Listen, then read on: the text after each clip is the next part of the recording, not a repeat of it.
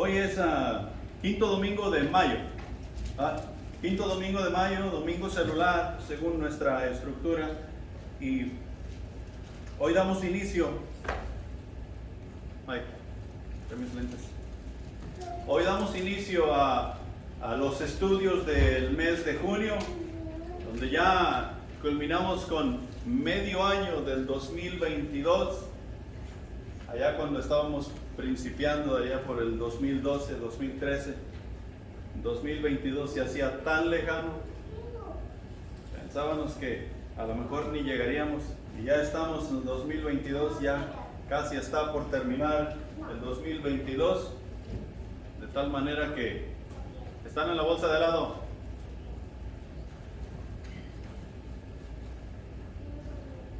Que ya se nos está yendo medio año. El título que tenemos para este mes es Conforme al corazón de Dios. Y el primer encabezado que vamos a ver en esta semana en nuestro cuaderno espiritual es Cosas del corazón. En Lucas capítulo 6, versículos 43 al 45 dicen lo siguiente: No es buen árbol el que da malos frutos, ni árbol malo el que da buen fruto. Porque cada árbol se conoce por su fruto, pues no se cosechan higos de los espinos, ni de las zarzas se vendimian uvas. El hombre bueno del buen tesoro de su corazón saca lo bueno, y el hombre malo del mal tesoro de su corazón saca lo malo, porque de la abundancia del corazón habla la boca. Cada uno de nosotros nos podemos dar a conocer los unos a los otros según lo que platicamos, según lo que hablamos, según nuestras conversaciones. En nuestras conversaciones nosotros nos podemos dar cuenta qué tan entregados estamos a la obra del Señor, qué tan de cerca nosotros seguimos a Jesús, qué tan conforme al corazón de Dios nosotros nos encontramos mientras vamos caminando. Dios desea que sus hijos sean conforme a su corazón. He ahí la razón por la cual nos salvó. Él nos creó allá en el principio, y de ahí en adelante Él va creando a cada uno de nosotros, así como nos dice Salmos. Él nos formó y Él va poniendo cada cosa en su lugar, la nariz, el oído y así sucesivamente. Cada uno somos formados por la mano de Dios, pero llega el momento en que tú y yo nos alejamos, decidimos voluntariamente alejarnos de Dios, escogiendo el pecado. Y he ahí la razón por la cual vino Jesucristo, para redimirnos y así hacernos conforme al corazón de Dios en nuestra manera de hablar, en nuestra manera de actuar, y todas las cosas que hacemos y que decimos deben ser conforme al corazón de Dios. Ahora, esta es la razón por la cual Dios nos salva, Dios nos llama y Dios nos envía. Nosotros sabemos que quien ha decidido seguir a Cristo tiene la salvación en Cristo Jesús para honra y gloria de Dios Padre. Dios nos salva en Cristo Jesús para relacionarse con su creación, para relacionarse con cada uno de nosotros. No es en vano que allá en Génesis Dios dijo: hagamos al hombre a nuestra imagen y semejanza. A imagen y semejanza es que el ser humano fuimos creados, pero no es para que nosotros hagamos como deseamos o hagamos como queremos. El resto de la creación, los animales, las plantas, los peces, los pájaros, no fueron hechos a imagen y semejanza de Dios. Sin embargo, Dios aún se relaciona con ellos, ¿sí? Salmos nos hace ver que la creación entera alaba a Dios Padre, porque Dios los diseñó que eso hiciesen. Tú y yo, la manera que vamos a alabar a nuestro Dios es actuando sobre nuestra salvación en la manera que Él nos creó. Nos creó para adorarle, nos creó para servirle, nos creó para tener una relación íntima y personal con Él. Esa es la razón por la que Dios nos salva. Él quiere relacionarse con nosotros y nosotros debemos querer relacionarnos con Él una vez que comenzamos a caminar en Cristo Jesús. Dios nos llama para que entendamos que la vida no se trata de nosotros.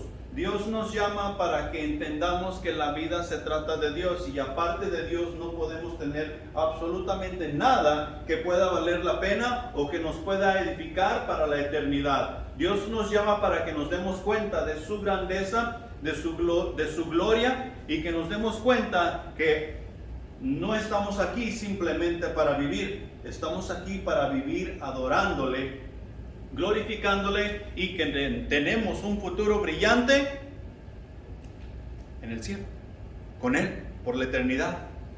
Dios nos envía para llevar su plan a término, siendo nosotros una extensión de su Hijo amado, Jesucristo. El plan de Dios es darse a conocer hasta lo último de la tierra, así como estudiamos hace unas 2 semanas. Dios nos llama para darse a conocer hasta lo último de la tierra. He ahí la razón por la cual tú y yo debemos ir y hacer discípulos de todas las naciones, bautizándoles en el nombre del Padre, del Hijo y del Espíritu Santo, y enseñándoles que guarden todas las cosas que Él nos ha dejado. O sea que nosotros debemos de dar testimonio de quién Dios es, de lo que Dios dice y de lo que Dios quiere manifestar al mundo entero, tú y yo. Para eso nos envía. O sea que Dios nos salva, Dios nos llama y Dios nos envía con un propósito en mente, y eso es vivir para Él. Ahora, mientras nosotros vamos en este proceso de la salvación, de ser llamados y de ser enviados, dicha preparación nos da en estas 3 etapas, forman un carácter en cada uno de nosotros. Y eso es lo que Dios quiere, porque nosotros hemos sido salvos. ¿De dónde veníamos nosotros cuando fuimos salvos? De la universidad del mundo. ¿Qué aprendimos a hacer en esa universidad mundana?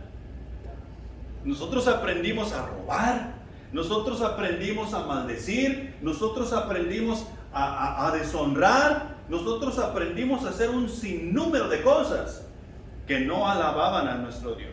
Dios nos salva, Dios nos llama y Dios nos envía, porque en estas 3 etapas Dios quiere enseñarnos a forjar un carácter. Es más, Dios está forjando un carácter en cada uno de nosotros que nos va a preparar para la vida eterna, que nos va a preparar para adorarle a Él por la eternidad. Y la primera cosa aquí es que un carácter que agrada a Dios es lo que es forjado mientras tú y yo vamos caminando en estas etapas. Un carácter que agrada a Dios. Y nosotros encontramos muchos ejemplos en la palabra de Dios, siendo el mayor de ellos el de Jesús. Nosotros podemos ver cómo Jesús crecía en sabiduría y crecía en estatura.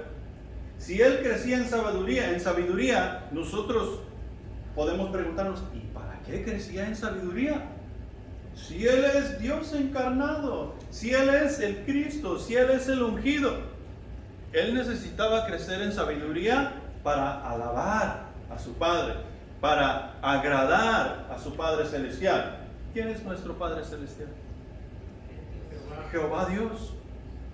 Nosotros también necesitamos crecer en sabiduría, y cuando crecemos en sabiduría, eso va forjando un carácter que agrada a Dios. Y sabemos que lo único que agrada a Dios es el Hijo, quien vive en cada persona que ha decidido seguirle. O sea que mientras caminamos en la vida cristiana, aprendiendo y aplicando lo que de Él aprendemos, Cristo se va formando en nosotros de tal manera que agradamos a Dios. He ahí la razón por la cual comenzamos a pensar diferente. He ahí la razón por la cual comenzamos a ver la vida de diferente manera a lo que antes la mirábamos, a lo que antes la apreciábamos. Ahora es diferente. Hoy nos damos cuenta que lo que aprendimos en la universidad mundial no tiene sentido, no tiene razón y no tiene cabida en nuestras vidas. Es vergonzoso, se nos hace vergonzoso ahora. Cuando andamos por ahí en el parque, en la tienda, en otras partes, y escuchamos a los que se han graduado de la Universidad Mundial, cómo hablan, cómo miran, cómo piensan, cómo actúan, da pena, da lástima. Y quisiéramos nosotros agarrarlos y verles por la cabeza y sacarles ese chip y meterles uno nuevo para que comiencen a pensar diferente, actuar diferente y decir las cosas de otra manera. Qué bueno que así fuera de fácil, ¿verdad? Todo lo que tuviéramos que hacer era luchar, vencer, sacar y poner chip, ya. Un cristiano nuevo. Pero no es así. Así no es. Ese no es el plan de Dios. El plan de Dios es que nosotros mostremos su testimonio, que nosotros llevemos las buenas nuevas de salvación, que nosotros hagamos su voluntad en todo tiempo y en todo lugar, y eso se va a llevar a cabo cuando nosotros nos dejamos forjar ese carácter que agrada a Dios, con Cristo viviendo en nuestro ser. En Efesios capítulo 4 versículo 13 dice lo siguiente: hasta que todos lleguemos a la unidad de la fe y del conocimiento del Hijo de Dios, a un varón perfecto a la medida de la estatura de la plenitud de Cristo. Y si te fijas en los versículos anteriores al 13, ahí está diciendo, porque Cristo instituyó a unos pastores, a otros profetas, a otros evangelistas y maestros y todas estas cosas. ¿Para qué? El versículo 13 nos dice, el versículo 13 nos hace ver, mira la versión, en otra versión, la versión Dios habla hoy, hasta que todos lleguemos a estar unidos por la fe. Hasta que todos lleguemos a estar unidos por la fe y el conocimiento del Hijo de Dios y alcancemos la edad adulta que corresponde a la plena madurez de Cristo. ¿Quién está siendo forjado en nosotros? Cristo. Y ese es el carácter que nosotros necesitamos, o sea, los hijos de Dios, para poder agradar al Padre. Necesitamos el carácter de Cristo. Hoy en día vemos muchos cristianos que no estamos en la misma fe. Y decimos nosotros, es que mi fe es bautista, y la fe de aquellos es pentecostal, la fe de aquellos es adventista, la fe de los otros es católica, y la fe de aquellos es metodista. ¿Cuántas fees hay? Solo una. Nosotros nos podemos hacer a la idea que hay un montón, un sinnúmero de fe. Pero eso no quiere decir que esa fe es la que salva. La fe que salva es la fe que viene de Jesucristo. La fe que va a forjar ese carácter en nosotros es la fe que viene de Cristo. Hasta que todos lleguemos a la unidad de la fe. ¿Sí? Así como nos dice la palabra, a ser maduros en la sabiduría de Cristo, que nosotros maduremos. Y para eso nosotros tenemos que estudiar, para que ese carácter se vaya forjando en nosotros, se vaya formando, se vaya haciendo. Y esas cosas a veces van a doler. Cuando tú estás forjando algo, cuando estás haciendo algo, tú le vas a dar figura para que se mire apetitoso a los ojos, para que llame la atención. Tú vas a tener que romper, tú vas a tener que cortar, tú vas a tener que quitar, tú vas a tener que moldear para que se mire bien. Y eso es exactamente lo que Dios está haciendo por medio de Jesucristo viviendo en nosotros, forjando un carácter donde está cortando, está cincelando, está martillando, está con algunos de nosotros hasta talache está usando para quitar esas cosas y forjar el carácter que agrada a Dios. Hasta que todos lleguemos a la unidad de la fe, hasta que todos maduremos en la sabiduría de Cristo, a la medida ¿de quién? De Cristo, un varón perfecto. La segunda cosa aquí es que el cual obedece su palabra. El carácter que agrada a Dios obedece su palabra. ¿En cuánto? ¿Medias? ¿En lo que le gusta? Cuando tengo ganas. el cual obedece su palabra en todo. En todo. Y para esto, ese carácter tiene que seguir siendo forjado. Mira lo que dice Filipenses capítulo 2, versículos del 5 al 8. Haya pues en vosotros este sentir que hubo también en Cristo Jesús, el cual siendo en forma de Dios no estimó el ser igual a Dios como cosa a que aferrarse, sino que se despojó a sí mismo tomando forma de siervo, hecho semejante a los hombres, y estando en la condición de hombre se humilló a sí mismo, haciéndose obediente a la muerte, hasta la muerte y muerte de cruz. ¿Dónde estaba Jesús cuando Él decidió venir a morir por la humanidad?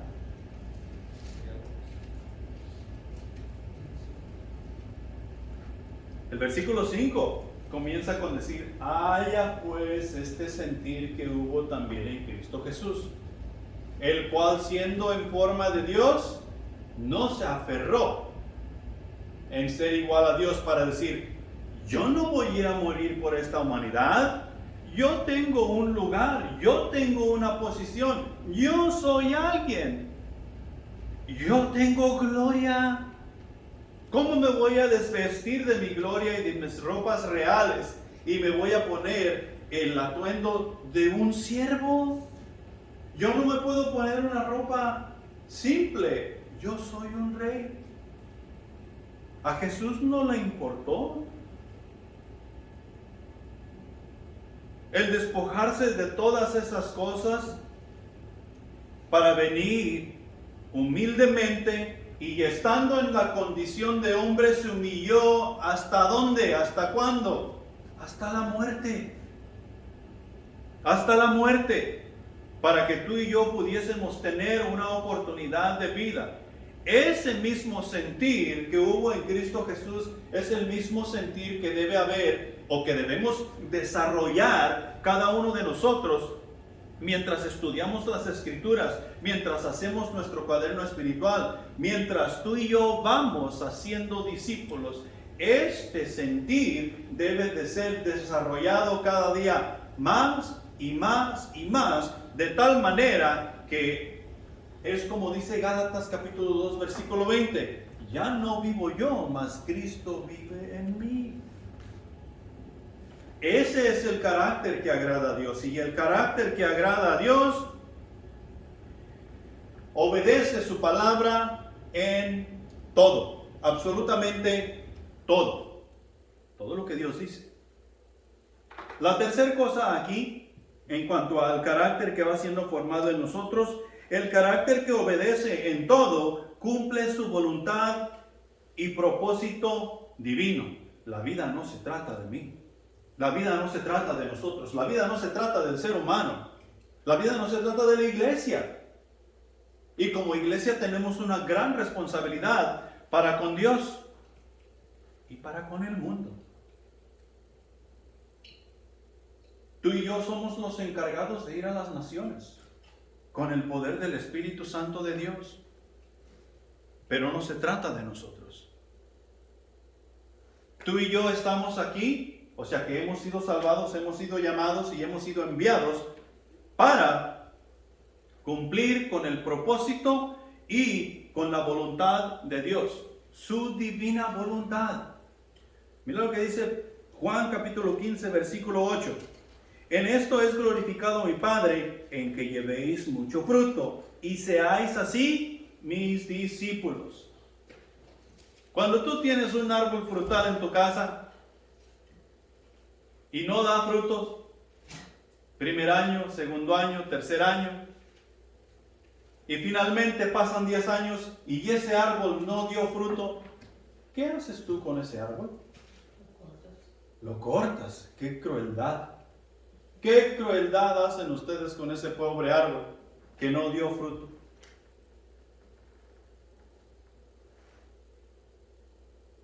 Porque a veces ni lo regamos, ni le damos alimento, ni le quitamos la grama, no le quitamos la plaga, ni nada de eso.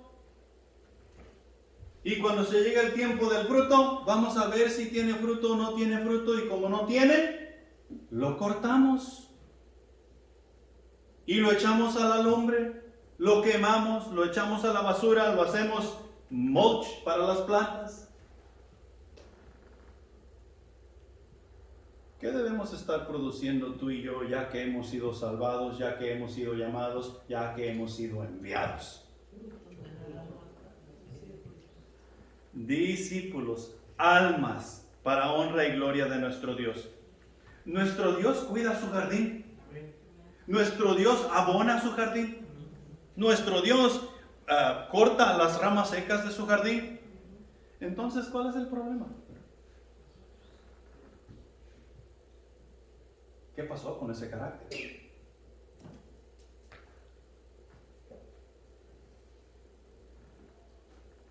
¿Qué pasó con esa obediencia?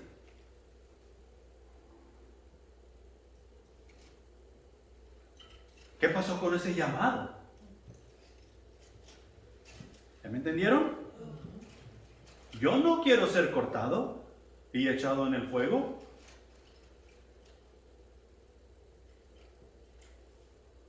Dios está haciendo todo lo posible y me ha dado todos los recursos. Me ha dado el alimento necesario para que este árbol crezca grande y frondoso. Él viene con sus grandes tijeras y corta, esculturando el árbol como Él quiere que se forme para dar el fruto que Él quiere que dé. En esto será glorificado mi Padre, en que llevemos mucho fruto y seamos así sus discípulos. No todo el que dice estar salvo es discípulo de Jesús, sino aquellos que estamos trabajando, estamos haciendo caso a ese carácter que está siendo forjado en nosotros, obedeciéndole en todo, llevando a cabo su voluntad y su propósito divino. ¿Sí? Ahora, punto número 1. Punto número 1 va a ser en forma de pregunta y el mensaje va a ser un poquito diferente hoy. Porque el punto número 1 es el gran enfoque de todo eso. Punto número 2 y 3 van a ser aplicaciones que tú y yo necesitamos llevar a cabo en nuestras vidas tomando la enseñanza del punto número 1. Pero mira, punto número 1, ¿cómo está tu corazón? Recuerda, esta semana vamos a estar viendo cosas del corazón. Entonces tenemos que preguntarnos, ¿cómo está tu corazón? ¿Cómo está mi corazón? David en su oración para con Dios lo encontramos allá en Salmos y él está hablando con Dios y le está pidiendo a Dios, Dios, revélame mi pecado. Estoy parafraseando, no son palabras exactas.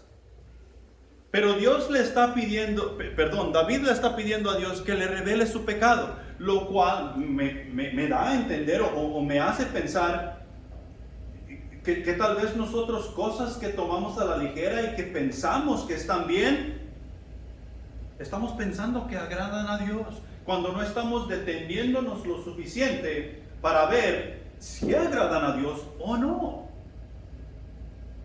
Y tú y yo necesitamos tener mucho cuidado con eso. Tenemos que ver qué es lo que hay en nuestro corazón. ¿Cómo está tu corazón? ¿Cómo está nuestro corazón? Y cuando estoy haciendo esta pregunta, realmente estoy preguntando ¿cómo está tu mente? ¿Cómo está tu voluntad? ¿Y cómo está tu emoción? Porque ese es el corazón del cual nos habla la Biblia. ¿Cómo está tu mente? ¿Cómo está tu voluntad? ¿Y cómo está tu emoción? Y viendo el cristianismo en general, quiero darte una pequeña descripción de cada uno de estos de mente, voluntad y emoción. ¿Cómo es que está el corazón del cristianismo en la actualidad?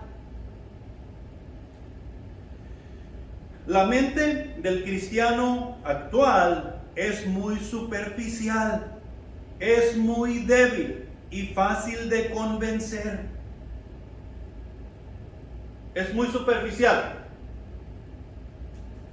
Queremos hacer lo más fácil. Cuando estamos en la casa de Dios, estamos sirviendo y las cosas se ponen difíciles, ¿sabes qué hacemos? Dios me ha llamado a hacer otras cosas. Comenzamos a mentir, diciendo que Dios me ha llamado a hacer otras cosas porque en lo que estaba sirviendo, lo que estaba haciendo, se ha tornado un poco difícil y a veces duele la cabeza. No queremos profundizarnos. La mente del cristiano actual es débil. Estamos sirviendo al Señor, estamos llegando a los servicios, están todas las cosas bien, pero nos hablan los amigos para que en esta semana de feriada nos vayamos al lago a divertirnos en el barco, sábado, domingo y lunes. ¿Sabes dónde está la mayoría de cristianos o supuestos cristianos este fin de semana? Están divirtiéndose. Y es permitido porque Dios entiende. Dios entiende mangos. Dios ha sido bien estricto en su palabra en decir dónde es que Él quiere a sus hijos y cuándo. Hoy es día de estar en la casa del Señor. Hoy es día de celebrar lo que Jesucristo hizo por nosotros. La mente del cristiano actual es débil. ¿Cuántos se acuerdan del 2020? ¿Sí se acuerdan del 2020, hace 2 años? Que entró la pandemia en su apogeo ahí por marzo y todo el mundo se congeló. Vinieron las órdenes de que todo el mundo se enmascarara y todo el mundo se enmascaró. Llegaron las órdenes que todo el mundo cambiara la manera de hacer higiene y todo el mundo cambió. Vinieron las órdenes de que nos quedáramos encerrados y no saliéramos a ningún lado. Ibas para Houston a las 8 de la mañana. Eso era una belleza, andar por los freeways de Houston. No había tráfico. De la noche a la mañana, los cristianos que supuestamente estamos firmes en nuestra fe, dejamos de asistir a los servicios de celebración, dejamos de servir, evangelizar y discipular, dejamos de hacer un montón de cosas porque papá gobierno dice y papá gobierno sabe mejor. El cristianismo actual tiene una mente débil. Tú y yo no podemos, como hijos de Dios, con ese carácter que Él está forjando en nosotros, no podemos darnos el lujo de tener una mente superficial, de tener una mente débil, de tener una mente fácil de convencer. Y mira, Satanás cuando llega a nuestras vidas, no va a convencernos con decir, hey, mira, te traje una muchacha para que adulteres con ella. Te traje un hombre para que adulteres con él. Él no va a venir con esas cosas. Él sabe que tú estás en la iglesia y sabe que eso es obvio, que tú vas a arruinar tu relación con Dios. Él va a venir a ti y te va a decir, hey, necesitas pasar tiempo con tu familia.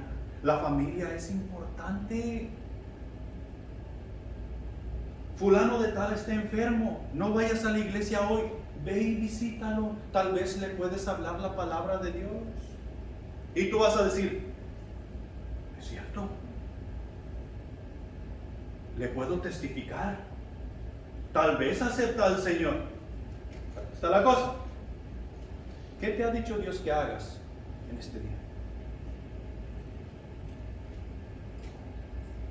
Dios te ha dicho que tú necesitas estar en su casa, escuchando la predicación de la palabra de Dios. Entonces, Dios dijo, si tu familia es más importante en ese día, ve. ¿Cuándo es más importante Dios?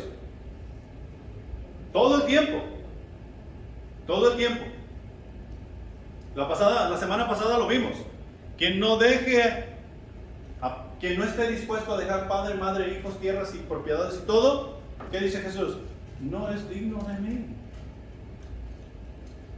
Dios necesita ser número uno todo el tiempo.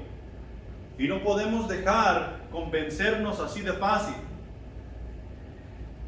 La voluntad del cristiano está dividida. Es muy egoísta y demasiado orgullosa.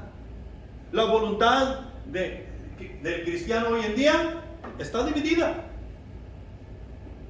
Hoy vamos al juego, mañana vamos a la iglesia. La mayoría de los cristianos faltamos casi todos los domingos a la iglesia, pero no podemos perdernos el día de resurrección, Navidad y el Día de las Madres. Estos domingos, si yo soy cristiano, yo tengo que estar en la iglesia, porque esos días son importantes. Entonces, ¿quién es más importante? ¿Tu familia o Dios?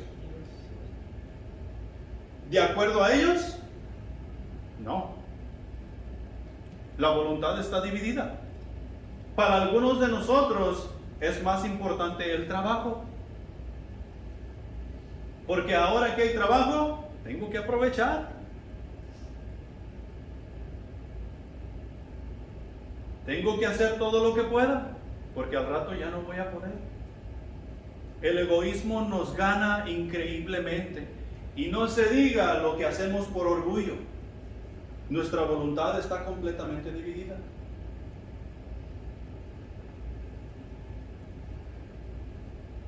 ¿Y qué me dicen de las emociones? Las emociones, muy sensibles. Ay, no me saludó. Yo ya no regreso a esa iglesia.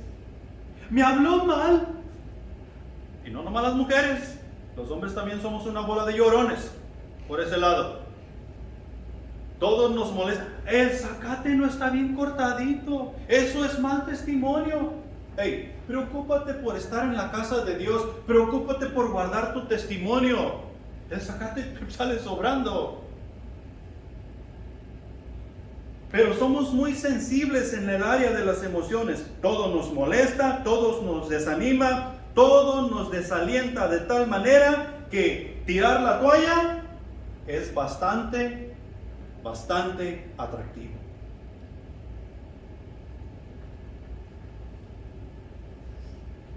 Y ese es el corazón del cristiano actual. Si nosotros hemos decidido seguir a Cristo, no podemos darnos el lujo de tener tal corazón.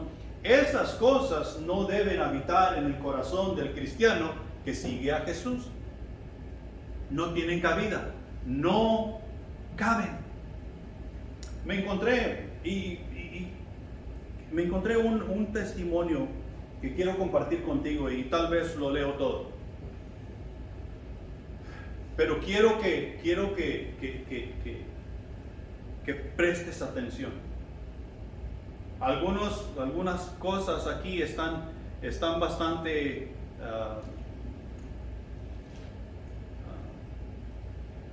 se puede decir que te tocan, que te llegan. Y se llama Policarpo. Policarpo, un discípulo del apóstol Juan, allá en el que escribió Apocalipsis. Y en verdad se cree que Policarpo era el pastor de la iglesia en Esmirna, si no me equivoco, de las cuales habla ahí en Apocalipsis, me parece que es el capítulo 3. Entonces, en cuanto al líder de esa iglesia, la mayoría de los escritores antiguos dio su nombre como Policarpo. Se dice que era un discípulo del apóstol Juan, puesto que había escuchado al mismo predicar la palabra de Dios y se juntaba con los discípulos que habían conocido al Señor Jesucristo personalmente en su trato diario. De igual modo se dice que Juan mismo lo había nombrado obispo de la iglesia en Esmirna. Después de un tiempo, el pastor Policarpo y su congregación empezaron a sufrir la persecución. Está escrito que el mismo Policarpo, unos días antes de ser arrestado y sentenciado a la muerte, de repente fue vencido por el sueño mientras oraba. En ese sueño tuvo una visión en la cual vio a la almohada en la que se reclinaba encenderse de repente y consumirse. Se despertó del sueño y concluyó que iba a sufrir el martirio por medio del fuego a causa de Cristo. Acuérdate, estamos hablando de mente, voluntad y emociones. Cuando llegaron cerca los que iban a encarcelar, los amigos de Policarpo trataron a manera de esconderle en otro pueblo. Sin embargo, sus perseguidores le descubrieron ahí con la ayuda de dos jóvenes a quienes hubieron azotado para que dijesen dónde se encontraba Policarpo. Fácilmente hubiera podido escapar del cuarto en que vivía para huir a otra casa cercana, pero no quiso hacerlo, diciendo: sea la voluntad de Dios, que se haga la voluntad de Dios, sea hecha la voluntad de Dios. O sea que Policarpo dijo: ay, basta de estar corriendo. Ya le había sido revelado, como a Pablo le fue revelado, que se haga la voluntad de Dios. Ahora, estamos hablando del carácter que está siendo forjado para agradar a Dios. Estamos hablando de eso. Y lo que tú y yo estamos sintiendo en nuestro corazón cuando Dios está forjando ese carácter en nosotros. No están muy lejos los días en que tú y yo tal vez tengamos que enfrentar este tipo de cosas. Y continuamos. Bajó la escalera para recibir cordialmente a sus perseguidores y los saludó tan amablemente que algunos quienes lo habían conocido antes, quienes no lo habían conocido antes, dijeron con pena y con vergüenza: ¿por qué hicimos tanto alboroto para aprender a este anciano tan manso?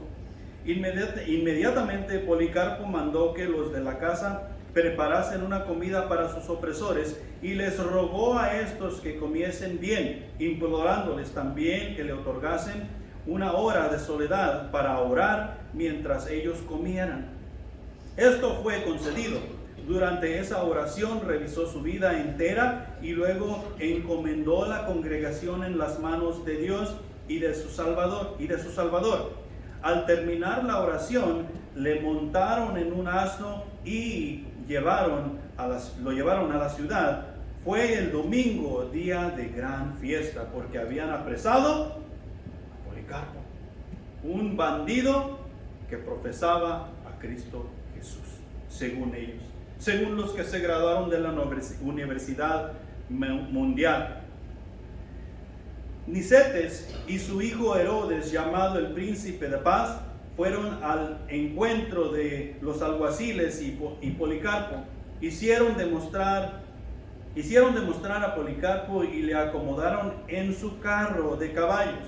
Así pensaron persuadirle que negase a Cristo. Ahí está, lo pusieron cómodo, lo pusieron entre el carro real y lo llevaban allí como si fuera un invitado de honor, simplemente para tratar de persuadirle a que negara a Cristo, diciendo: ¿qué te cuesta solamente decir Señor emperador y ofrecer holocausto o incienso ante él para salvarte la vida?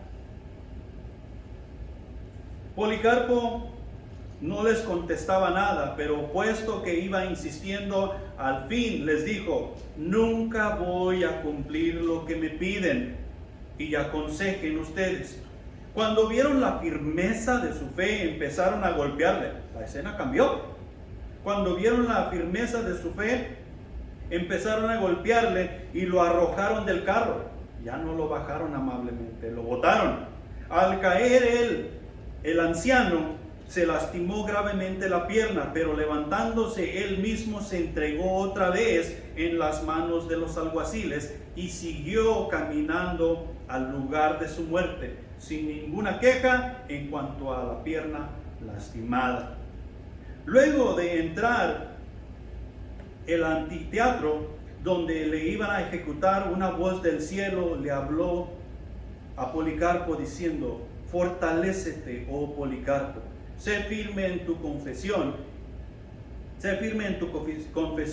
y en el sufrimiento que te espera, Nadie sabía de dónde provenía la voz, pero muchos creyentes la escucharon. Sin embargo, a causa de la gran bulla, la mayoría de la gente no la escuchó. Por este acontecimiento animó bastante, este acontecimiento animó bastante a Policarpo y a los demás que sí la escucharon. El gobernador aconsejó a Policarpo que tuviese piedad de sí mismo por razón de su edad avanzada y que negase su fe en Cristo de una vez por medio de juramento a él, nombre del emperador. Policarpo contestó: he servido a mi Señor Jesucristo durante 86 años y nunca me ha causado daño alguno él mismo. ¿Cómo puedo negar a mi rey? Hasta el momento él me ha guardado de todo mal y además me ha sido fiel en redimirme. Ese es el rey que tú y yo servimos. Ese es el rey que nos salvó, que nos llamó y que nos envía.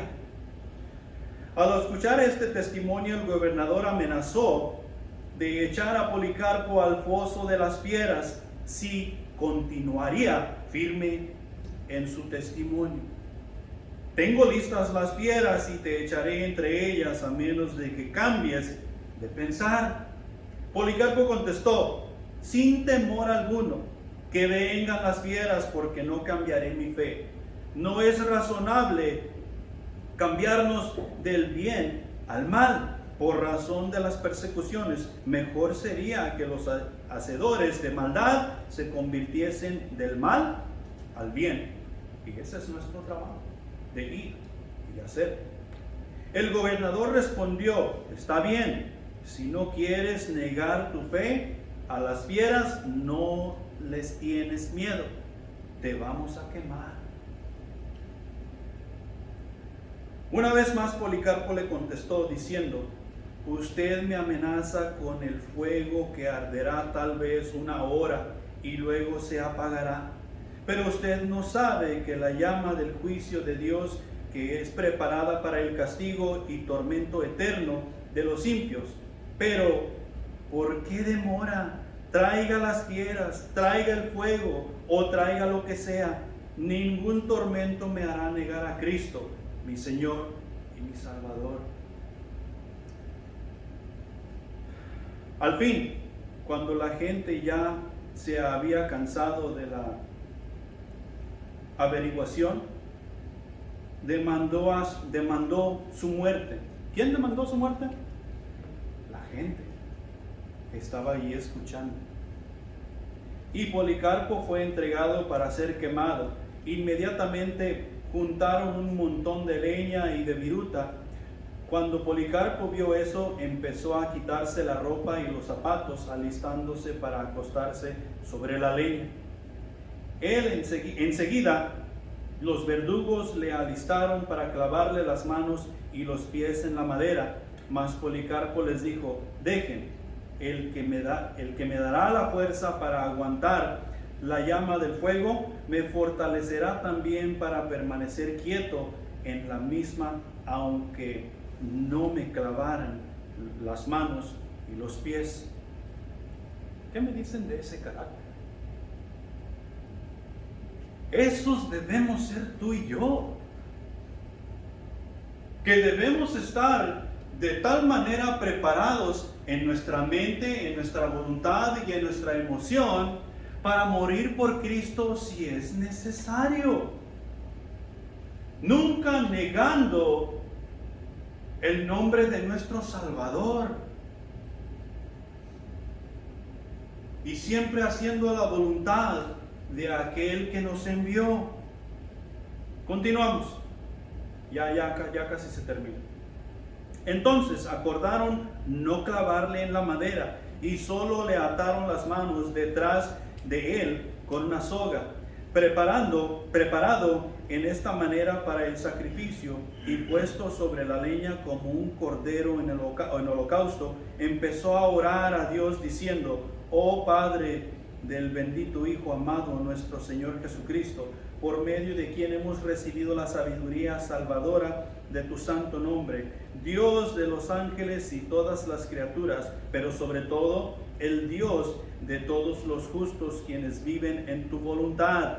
Te agradezco que me contaste digno de tener lugar entre los santos mártires y digno de compartir de la copa de sufrimiento que bebió Jesucristo para sufrir junto con Él y compartir sus dolores. Te ruego, oh Señor, que recibas este día como una ofrenda de entre el número de tus santos mártires, como tú, oh Dios verdadero, para quien el mentir es imposible. Me preparaste para este día y me avisaste de antemano, ya lo has cumplido. Por esto te agradezco y te alabo sobre todo hombre, y glorifico tu santo nombre por medio de Jesucristo, tu Hijo amado, el sumo sacerdote eterno, a quien junto contigo y el Espíritu Santo sea la gloria, ahora y para siempre. Amén. Y se acostó sobre la leña. O sea que estaba dándole la bienvenida al paso que daría para estar con Dios por toda la eternidad. Y mira, un último pasaje. Dicho amén, los verdugos prendieron fuego a la leña sobre la cual había puesto Policarpo. Mientras la llama encendía hacia el cielo, notaron con asombro que le hacía muy poco daño. A causa de esto, ordenaron al verdugo herirle con la espada, el cual fue hecho inmediatamente. La sangre, por el calor del fuego o por otra razón, salió copiosamente de la herida y casi extinguió el fuego. Así, por fuego o por espada, el fiel testigo de Jesucristo falleció y entró al descanso de los santos hacia el año 168. 168 años después de Cristo sucedió esto. ¿Cuántos años tenía Policarpo? 86. 86 años. ¿Cuándo le falló a Jesucristo? Nunca. ¿Cuándo te ha fallado Jesucristo a ti? Para que tengamos una voluntad dividida, una mente débil o una emoción superficial. Nunca. Tú y yo necesitamos estar más firmes que nunca en la fe que hemos recibido de nuestro Salvador. Y yo sé que decirlo ahorita y estar en el momento son dos cosas muy diferentes. Pero mis hermanos, no estamos muy lejos de esos tiempos. Tú y yo necesitamos aprender a vivir conforme al corazón de Dios, cuidando y viendo qué cosas hay en nuestros corazones. Y lo que no merece estar ahí, lo que no tiene que estar ahí, echarlo fuera.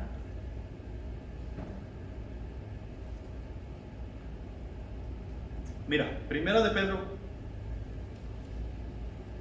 capítulo 1, versículo 13.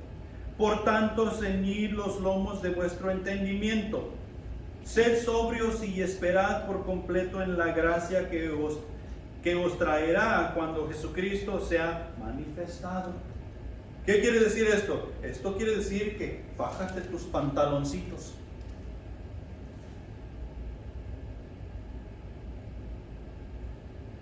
Ponte ese cincho bien apretado. Y eso quiere decir que nosotros debemos forjar nuestro carácter con Cristo Jesús para no retroceder cuando estamos en medio de la batalla. ¿Y cuándo es que estamos en medio de la batalla? Todo el tiempo estamos en medio de la batalla. Todo el tiempo estamos en medio de la batalla. A veces la batalla es un poco más recia, a veces es un poco más suave, pero todo el tiempo estamos en medio de la batalla. La versión Dios habla hoy lo dice de esta manera: por eso estén preparados y usen de su buen juicio, pongan toda su esperanza en lo que Dios en su bondad les va a dar cuando Jesucristo aparezca. ¿Qué nos va a dar Dios cuando Jesucristo aparezca, el príncipe de los pastores? Nos va a llevar a la gloria con Él. Ahí es donde debe de estar nuestra esperanza. De eso nos tenemos que aferrar. De otra manera, vamos a flaquear, nuestra voluntad va a estar dividida, vamos a ser demasiado superficiales y cualquier cosa nos va a ofender. Y vamos a andar como chapulines de una iglesia a otra, y de esta a aquella, y de aquella a otra. Punto número 2. Un corazón transformado, que es la razón por la cual Dios nos salvó, para transformar nuestro corazón. Mientras ese corazón está siendo transformado, ese carácter de Cristo está siendo forjado en cada uno de nosotros. ¿Sí? Entonces, un corazón transformado servirá a su Señor, buscando su lugar en el cuerpo de Cristo, y así ser útil en cualquier cosa que su Señor le mande hacer. ¿Sí? ¿Dónde está el cuerpo de Cristo? Aquí. Aquí. La iglesia es el cuerpo de Cristo. Entonces, el corazón transformado servirá a su Señor buscando su lugar en la iglesia. ¿En qué puedo servir? ¿En qué puedo ser útil? ¿Qué puedo hacer en la iglesia? ¿Sí? Y cuando nosotros menos acordamos, ya tenemos el llamado que Dios puso sobre nuestras vidas. Y estamos funcionando. Nuestro lugar en la iglesia. Un corazón transformado tiene los ojos puestos en la meta y sabe exactamente a dónde se dirige y con quién. O sea, Policarpo decidió acostarse sobre la leña él solito, que es exactamente lo que Jesús hizo en la cruz. Jesús mismo dice: a mí nadie me quita la vida, yo la pongo. Tengo el poder y la autoridad para ponerla, y tengo el poder y la autoridad para levantarla. Policarpo se acostó sobre la leña para sufrir la pena de lo que le acusaban. Un corazón transformado hará lo mismo. Tiene los ojos puestos en la meta y sabe a dónde se dirige y con quién. Un corazón transformado le preocupa quienes tiene a su derredor. Se ocupa en enseñarles de pensamiento, de palabra y de hecho. Se preocupa en enseñarles quién es Cristo Jesús y qué puede hacer por ellos. Eso es lo que hace un corazón transformado. No se queda con la información, se preocupa por quienes tiene a su derredor. ¿A quién encargó la iglesia de la cual estaba al cargo Policarpo? Si te fijaste bien, ahí dice: y Policarpo encomendó la iglesia a Dios y a su Salvador, o sea, a Jesucristo.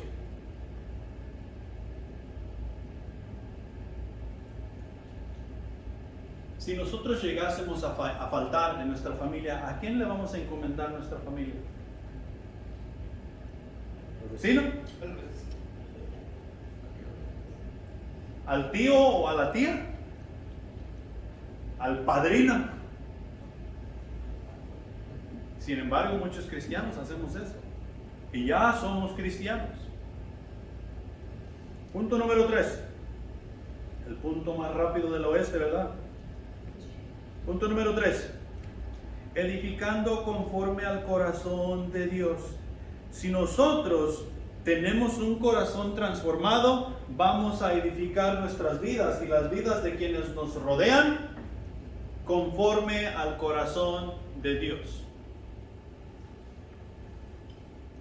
Al llegar al conocimiento de Cristo, nos damos cuenta que muchos de los principios que usábamos para edificar nuestra vida son solo costumbres, tradiciones y religiones, lo cual solamente están dando vueltas, son como las olas del mar que simplemente van y vienen, van y vienen, de generación en generación, van y vienen y no nos llevan a ningún lado. Cuando nos damos cuenta de esas cosas, comenzamos a hacer cambios en nuestra vida, pero no lo estamos haciendo porque somos demasiado inteligentes, o lo estamos haciendo porque Dios va cambiando nuestro carácter, Dios va forjando ese carácter de Cristo Jesús en cada uno de nosotros. En Deuteronomio capítulo 7, versículo 9, Dios dice: conoce pues que Jehová tu Dios es Dios fiel, que guarda el pacto y la misericordia a los que le aman y guardan sus mandamientos hasta 1000 generaciones. ¿Queremos la bendición de Dios o no queremos la bendición de Dios? ¿O queremos la bendición de la universidad del mundo, donde solamente va y viene y vuelve a ir y vuelve a venir? Dios dice que su bendición por nosotros guardar su voluntad y por hacer las cosas que Él nos manda hacer es por 1000 generaciones. ¿Qué queremos que hagan nuestros hijos? ¿Qué queremos que hagan nuestros nietos y bisnietos? Y de ahí en adelante las generaciones que siguen, que seguirán siendo familiares nuestros. Queremos que sirvan a Dios, queremos que agraden a Dios, queremos que se entreguen en cuerpo y alma al servicio a Dios.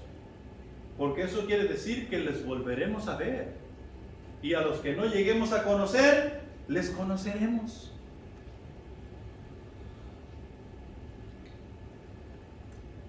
Ya para terminar, nos será necesario seguir a Cristo. Nos es necesario seguir a Cristo si este carácter va a ser forjado en nosotros. No hay de otra. Somos creyentes, somos cristianos, nos es necesario seguir a Cristo. Nos es necesario poner por obra los mandamientos de Dios. Siguiendo a Cristo, sin poner por obra los mandamientos de Dios, no es seguir a Cristo. Tú y yo vamos a tener que poner por obra los mandamientos que Dios nos va enseñando. No más costumbres, no más tradiciones, no más religiones.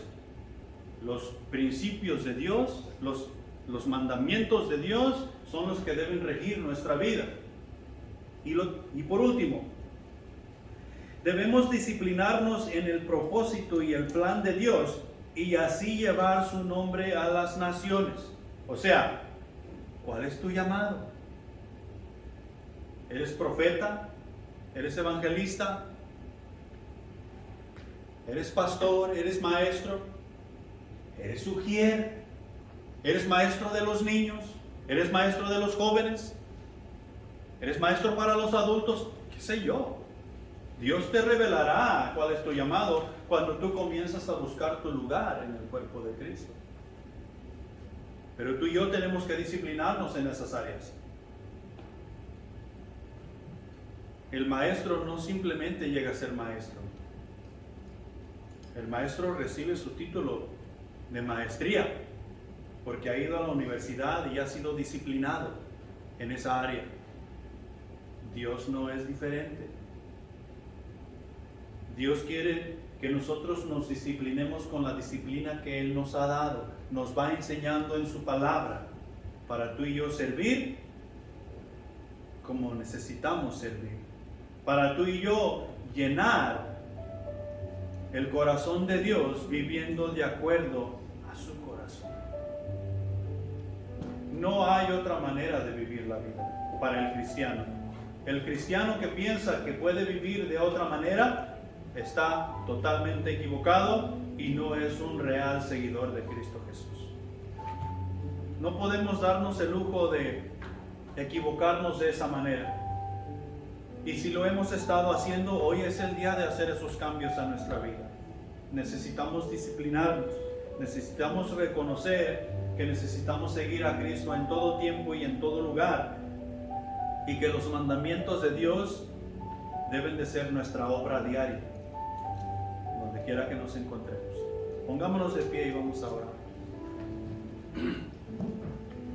Padre Santo que estás en los cielos, gracias por tu palabra que ha sido predicada, ha sido expuesta, mi Señor. Pedimos que tú ayudes a que fermente en nuestros corazones y que lo podamos poner por obra, sabiendo que tú recibirás la honra, la gloria por los siglos de los siglos. Señor, creo que tenemos dificultad en cuanto a la disciplina que en nuestro corazón debe haber para honrarte como tú mereces ser honrado. Danos esa sabiduría, danos ese entendimiento, mi Señor. Y gracias te damos porque nos has salvado. Te pedimos, mi Señor, que tú bendigas los alimentos en esta tarde y que tú bendigas a quien está cumpliendo años en este mes, que colmes de bendición y mi Señor, que nos ayudes a hacer tu voluntad, porque eso es realmente lo que importa. Gracias, llévanos con bien a casa y ayúdanos a disfrutar del compañerismo. En Cristo Jesús, amén.